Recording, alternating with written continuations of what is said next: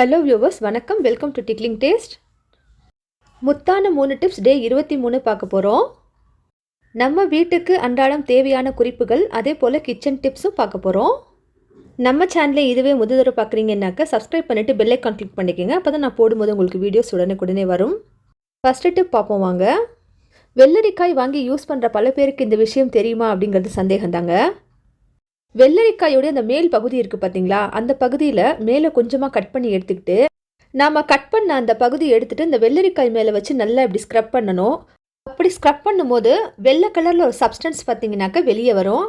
இது எதுவும் ரொம்ப ஹார்ம்ஃபுல் கிடையாது. இது சாப்பிடக்கூடாது அப்படின்னு கிடையாது. ஆனால் நம்ம இந்த வெள்ளை கலரில் இருக்கக்கூடிய இந்த சப்ஸ்டன்ஸை வெளியே எடுக்கிறனால என்னாகும் அப்படின்னாக்கா, நமக்கு இந்த வெள்ளரிக்காயில் ஒரு சின்ன ஒரு கசப்புத்தன்மை இருக்கும். அது பார்த்தீங்கன்னாக்கா நமக்கு இருக்காது. இந்த மாதிரி வெள்ளரிக்காய் வாங்கிட்டு வந்தோன்னே இந்த காய்க்குள்ளே இருக்கக்கூடிய இந்த சாரை நம்ம மேலே அப்படி ஸ்க்ரப் பண்ணி எடுத்துட்டு அதுக்கப்புறமே இந்த தோலெல்லாம் சீவிட்டு நீங்கள் செய்யக்கூடிய வெள்ளரிக்காய் பச்சடிக்கு பயன்படுத்தலாம்.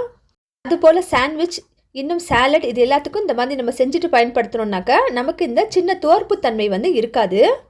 இந்த டிப்பு உங்களுக்கு ரொம்பவே யூஸ்ஃபுல்லாக இருக்கும். அவசியம் நீங்கள் இதை செய்து பாருங்கள்.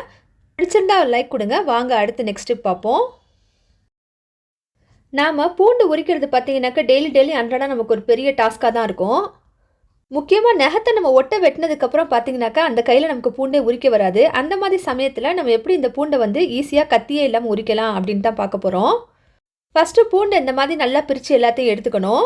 அதுக்கப்புறம் நம்ம வீட்டில் இருக்கக்கூடிய நம்ம ஊக்கு தான் பயன்படுத்த போகிறோம். இந்த ஊக்கை எடுத்துக்கிட்டு அந்த பூண்டுடைய மேல் பகுதி இருக்குது பார்த்தீங்களா, அந்த பகுதியில் லைட்டாக நீங்கள் குத்தி இப்படி எடுத்திங்கனாலே அழகாக அந்த பூண்டு தோல் வெளியே வந்துடும்.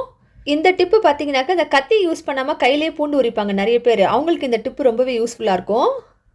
செய்து பாருங்கள். நீங்களும் செஞ்சு பார்த்துட்டு கமெண்ட்ஸில் எப்படி வந்துச்சுன்னு சொல்லுங்கள். பிடிச்சிருந்தா ஒரு லைக் கொடுங்க. வாங்க நெக்ஸ்ட் டிப் பார்ப்போம். வீட்டுக்கு வாங்கக்கூடிய மளிகை சாமானை நம்ம டப்பாவில் கொட்டி வச்சுட்டு மீதி பேக்கெட்டில் இருக்கக்கூடியதை எப்போவும் ரப்பர் பேண்ட் போட்டு தான் சுற்றி வைப்போம். அப்படி ரப்பர் பேண்ட் நம்ம கைவசம் இல்லை, அப்போ நம்ம இதை எப்படி க்ளோஸ் பண்ணி வைக்கிறதுன்ற டிப் தான் இப்போ பார்க்க போகிறோம். ரப்பர் பேண்ட் இல்லாத சமயங்களில் நம்ம அப்படியே வச்சோம் அப்படின்னாக்கா இந்த பேக்கெட் ஓப்பனாக இருக்குது. அந்த டைமில் என்ன ஆகும்னா நமக்கு கரப்பான் பூச்சி இல்லை வேறு ஏதாவது பள்ளி பூச்சிகள் உள்ளே போக வாய்ப்பு இருக்குது. அதுக்காக இதுக்கு நம்ம இன்றைக்கி யூஸ் பண்ண போகிறது பார்த்திங்கனாக்கா நம்ம தூக்கி போடக்கூடிய பெண்ணுடைய மூடி தான்.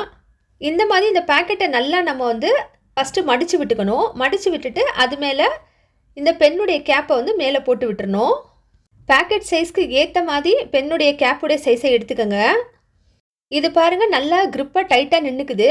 ஃப்ரிட்ஜுக்குள்ளே எல்லா மளிகை சாமானையும் ஸ்டோர் பண்ண முடியாது. சில சாமான்களை வெளியே தான் ஸ்டோர் பண்ணுவோம். அப்போ இந்த மாதிரி நம்ம ஸ்டோர் பண்ணிக்கலாம். ரொம்பவே யூஸ்ஃபுல்லாக இருக்கும். தேங்க்யூ ஃபார் வாட்சிங்.